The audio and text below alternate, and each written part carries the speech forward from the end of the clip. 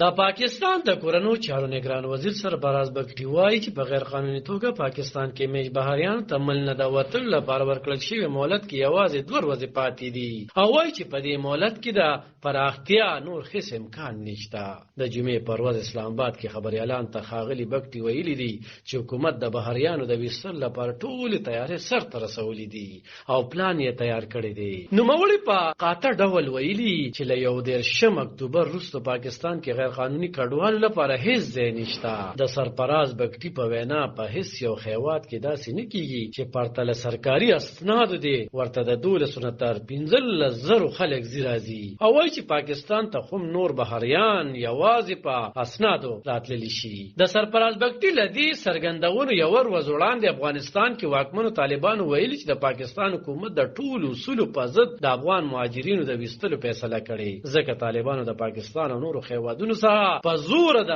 راوستل کېدونکو افغان کډوالو د ستونزو د هوارولو لپاره اعلی کمیشن جوړ کړی دی. د طالبانو ویان ذبیح الله مجاهد په ایکس په خواني ټوئیټر ویلي چې د کمیشن کمیټیانې جوړې کړې شوي او هغه به بیرته ستنېدونکو کډوالو ته بنیادی اسانتیاوې برابروي. مجاهد په خبرپاڼه کې ویلي چې دا کمیشن یې د خپل مشر مولا هیبت الله اخونزاده په امر جوړ کړی دی. هغه زیاته کړي چې کمیټیانې به مهاجرین تارزي استوګ نزیونه برابروي د دوی پیژنګلو به کوي لیږي به د روغتیا بنیادی اسانتیاوې به ورکوي او په ځانګړي ډول سوداګرو او صنعتکارو ته ځانګړي اسانتیاوې په نظر کې ساتل شوي دي. د پاکستان حکومت په 3 اکتوبر د مل څخه د غیر قانونه غیر ملکیانو شړلو اعلان کړی و. یادې پریکړې ته پښتنو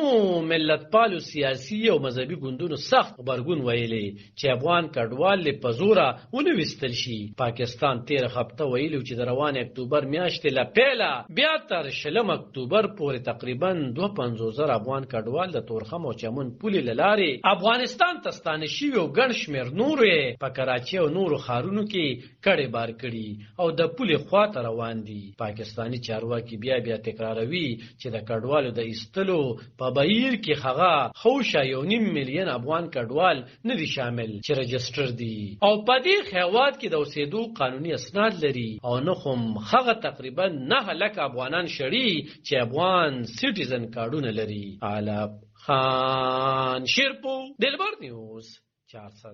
د پاکستان